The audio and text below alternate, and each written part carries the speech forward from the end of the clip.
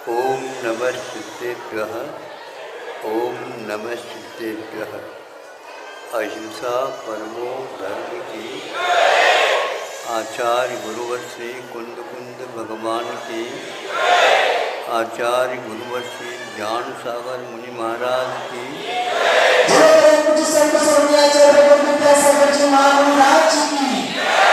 आचार्य संघ की।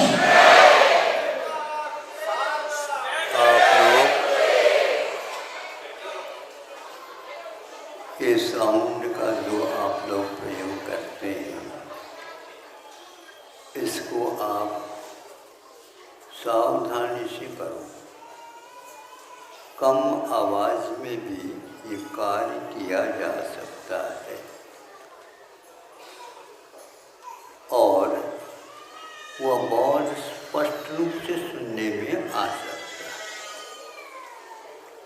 तीसरा, कोई भी व्यक्ति उसको सुनेगा, सुनने की और इच्छा करेगा और आप ज़्यादा यदि ध्वनि देते हैं तो वह फालतू ही चला जाता है।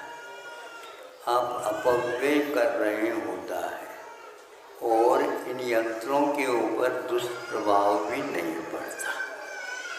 इनकी एज बढ़ जाती है और सुनने वालों की भी एज बढ़ जाती। इसलिए आप सोच समझ करके, कई बार आपने कहा है, इस प्रसंग में विज्ञान को भी इसको स्वीकार कर रहा है कि ऐसी कोई न कोई शक्ति विद्यमान है जो हमें विज्ञान को गौण करके कुछ और दूसरे क्षेत्र की ओर ले जा रहा है। इसको मना तो कर नहीं सकते हैं, किंतु इसकी धारा आज एक प्रकार से प्रवाहित तो रुचि तो नहीं है, लेकिन फिर भी उसमें गड़बड़ी अवश्य या उसके प्रति उपेक्षा भाव अवश्य खड़ा हो रहा है।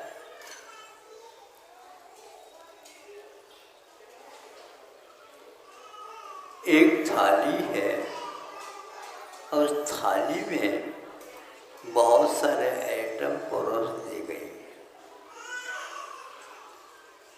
जो व्यक्ति इसकी साधना करता है उसको ये बहुत जल्दी समझ में आता है और इसको या तो जादू टोना कह करके छोड़ भी सकता है। कुछ भी कहो, विज्ञान यदि इसके बारे में सोच रहा है तो आपका भी कर्तव्य होता है कि आखिर ये क्या है। एकाग्रता का अर्थ होता है हम अपनी शक्ति को एक स्थान पर ला करके रख दे, इसका नाम एकाग्रता है। हम बोलते समय में भी एकाग्रता रखते हैं, भोजन करते समय में भी एकाग्रता रखते हैं, क्योंकि यदि जल्दी जल्दी कर ले तो जीव कटने की पूरी संभावना, बोलो ना, होती है। तो ऐसा है कि हफ्तों तक यदि उपवास कर रहा हो तो देख लो। इसीलिए सावधानी के साथ जो आप करते हैं उसको वहीं पर उसका ध्यान एकाग्र होता है। लेकिन इसको हम ध्यान नहीं बोलेंगे, इसको क्या बोलेंगे? एकाग्रता। चलते समय में भी हम चल रहे हैं, हमारा ध्यान कहाँ पर है? सड़क पर है। कितनी दूरी पर है? 4 हाथ की है। इसमें कंकड़ पत्थर से आप बचना तो चाहते हैं, लेकिन जीव जंतु को भी बचा सकते हैं। हमारा उद्देश्य यह है कि अपने चर्या में बाधा न आओ और जीवों को जो क्षति पहुंचती है या दर्द होता उसको, उससे भी हम बच सकते हैं। तो यह थाली में मैं ये कह रहा था, उसमें भिन्न भिन्न पात्रों में भिन्न भिन्न वस्तुएं रखी गई है। मान लीजिए उसको एक गिलास को ही मात्र ग्रहण करना है, उसमें 2 पेय पदार्थ है। अब वह साधना के बल पर उस थाली में जिस ओर वह गिलास रखा गया है, प्याला रखा गया है, उसकी ओर देखना प्रारंभ करता है तो धीरे धीरे खिसकना प्रारंभ हो जाता है। इसके बारे में कई विद्वान, कई साधक, कई जिज्ञासु इसके बारे में सोच रहे हैं कि आखिर क्या है। हम भी देखते हैं तो गिलास आना तो दूर, उसमें से एक आना आइटम भी आ जाए, नहीं आते। इसका क्या अर्थ होता है?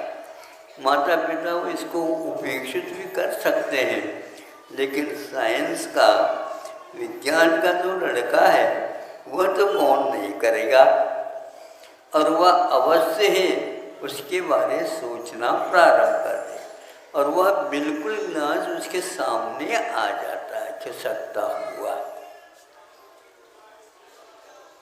ये क्या है?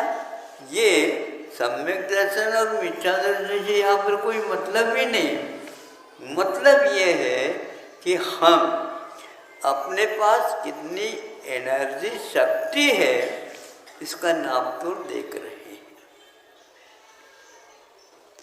छोटा बच्चा 3 से ऊपर हो गई मान लो उसकी उम्र, तो वह देख सकता है आंखों पर पट्टी बांधने के उपरांत ही। ऐसा क्यों होता है?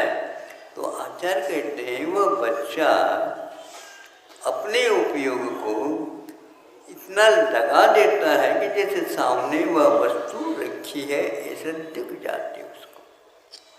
आपको यह नहीं होगा, आपको यह नहीं हो सकेगा, क्योंकि आपकी मनस्थिति बहुत डामाडोल में रहती है। हर बात में आपको संदेह होता है, हर बात में आपको भय होता है, हर बात में आपको लोभ होता है, हर बात में आप अपने आप को छोड़ देते हैं। हमारे यहाँ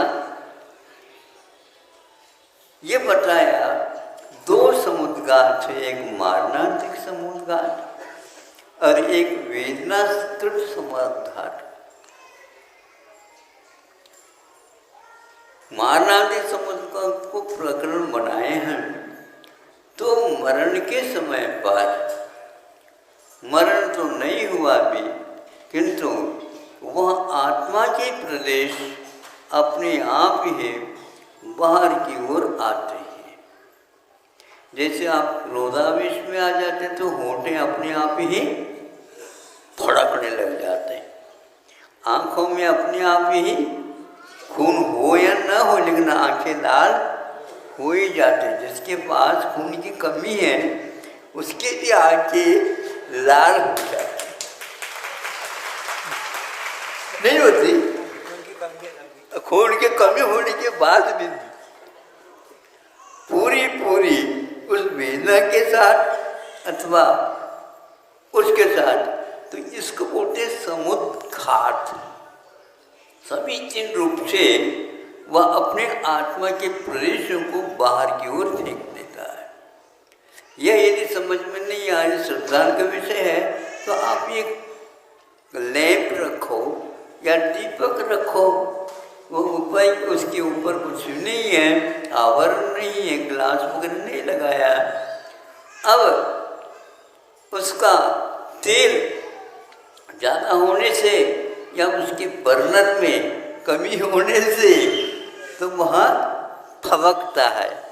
अब फबकेगा तो वह स्वभाव है अग्नि का, तिरछे न जा करके, क्योंकि उसका बर्नर जो है ना ऊपर की ओर, तो वह उसमें से उछाल मार देता है, ऊपर कम रखी है, उसमें आग लग जाती है। ये क्या हुआ? ऐसे कई बार हो गया होगा, होता है कि नहीं? गैस के सिलेंडर देखो, उसमें भी इसी प्रकार की प्रक्रिया घटित होती है। हमारे वेग में इतना वेग आ जाता है, हम संवेग से दूर हो जाते हैं। सम्यक दर्शन का गुण संवेग है, और आप इसका मिथ्या दर्शन का गुण आवेग है, उद्वेग है।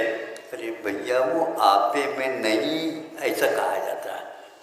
माँ कहती है, पिताजी आपे में नहीं, जाऊँगे नहीं, वहाँ पर मत जाओ। और माँ भी यदि मानो आपे में नहीं है तो क्या हो, भग जाएगा वो लड़का। देर से फिर बाद में करता। ये भी एक समुद्र का है बच्चों का, नहीं समझे, आवाज आ गई उसकी, नहीं समझे, वो आकर्षण दे रहा है। क्या सुन रहे हो आप, हमारी बात सुनो, ऐसा कह रहा है वो। अब उठना ही पड़ेगा उनको, हमारी बात सुने या न सुने। तो ये हम अपनी शक्ति को कषायों के कारण वेदना सहन नहीं होती, तो उसके कारण वह बाहर की ओर प्रदेश आ जाना। यह एक ज्ञान की क्रिया में भी किया जा सकता है। एकाग्रता जिसको बोलते हैं, ये बोलने के अपेक्षा से भी हम कहना ये चाहते हैं, बहुत सारे बोलने की अपेक्षा से सार्थक बोलो पर्याप्त हो जाता है। सार्थक आता तो उसका अर्थ समझ में आना चाहिए, नहीं तो व्याख्या करने लग जाए तो प्रवचन नहीं होगा, वो तो अध्यापन हो जाएगा। इसलिए सरल शब्दों में आप बोलते हैं तो लोग कहेंगे, भैया एक बार और बोलो, एक बार और बोलो, आप बोलते जाओ। हाँ, ये क्या है? ये कौन से ऐसे हमने उसको पावर दे दी? क्योंकि सार्थक बोलने से बात समझ में आ जाती है, और व्यर्थ बोलते जाओ, कुछ समझ में नहीं आया तो आएगा भी नहीं, तो वह छोड़ देगा उसको। यह हानि आप लोगों के वाणी के ऊपर नियंत्रण नहीं होने से होता। शिक्षक लोग अभी कभी भी वो धारा प्रवाह से नहीं बोलते, एक एक शब्द धीरे धीरे बोल करके बच्चों को समझ में आ जाए। एक बार और बोलूं, ऐसे कहते शिक्षक। हाँ, एक बार और बोलो। एक बार और बोलेगा तो वही टोन, वही गति, वही सार्थक रूप से बोलते समय ही अर्थ बहुत कुछ समझ में आ जाता है। पुनः पूछने की कोई आवश्यकता नहीं है। इसको आचार्यों ने एक पाठी कहा। अकलम देव एक पाठी में आते हैं, जो सुनने में आया। निकलंक एक प्रकार से द्विपाठी माने जाते थे। इसी प्रकार त्रिवेदी होता है, चतुर्वेदी होता है, अनेक प्रकार के विशेषण लग जाते हैं। जब यह एक लेख हमने पढ़ा था, जो आपके सामने रखा, हमारे यहाँ पहले से ही यह घोषित है। वेदना समुद्घात, कषाय समुद्घात के साथ यही घटित होता है। आत्मा के प्रदेश जिसके ऊपर आपकी कषाय उठी है, उसको दबोचने के लिए पदे पहुँच जाते हैं। उसके साथ व्यवहार और बिगड़ चुका है। इसके कारण वैर बंधते हैं, इसके कारण विपरीतता आ जाती है, इसके कारण मित्रता छूट जाती है, इसके कारण आत्मा की पाचन शक्ति के ऊपर और रक्त संचार के ऊपर गलत प्रभाव पड़ जाता है। इसलिए आप बोलने को औषध बना सकते हैं। दूसरे के रोग को भी आप उसकी चिकित्सा कर सकते हैं और आप अपने आप के ऊपर भी उसका प्रयोग कर सकते हैं। हमारे आचार्यों ने हमारी ये उद्वेग बड़े नहीं, इसलिए 8 वार होते ना, 7-8 वार, तो 8 वार होते हैं, उनमें एक चीज का रसों का त्याग बताया है, बताए ना। हाँ, एक दिन तो घी का भी आता है, एक दिन नमक का भी आता है, एक दिन दूध का भी आता है, एक दिन उसका भी आता है, इस प्रकार का भी आ जाता है। ये खेल नहीं है, इसके द्वारा उसका एक प्रकार से उसकी चिकित्सा हो जाती है। बच्चों को इसी प्रकार सिखाना चाहिए ताकि वह भोजन उसका सार्थक हो।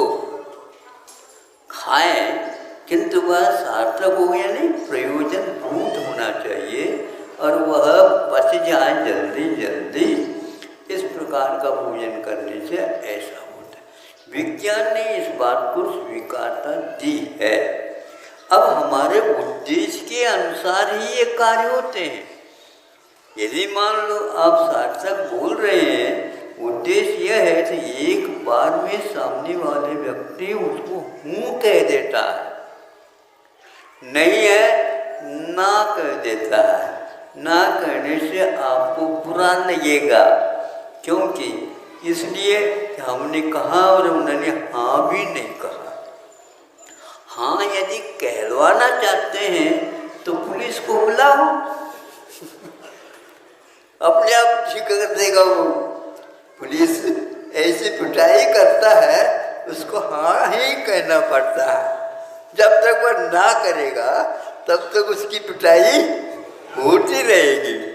उसी प्रकार हम अपने पास वैसे कुवत कम है और उसको सार्थकता नहीं देते हैं तो आप लोगों को बहुत हानि होती है।